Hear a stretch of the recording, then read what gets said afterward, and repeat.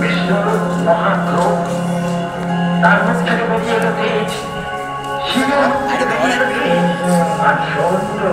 দুর্গাদের শরীর থেকে বেরিয়ে এলো তেজ। সেই সমস্ত তেজ একসঙ্গে মিলে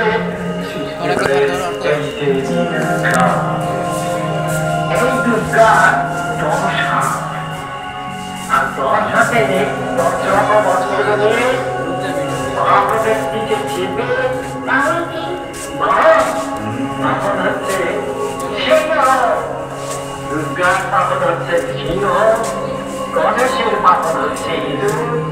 কার্তিকের বাহন হচ্ছে ময়ূর,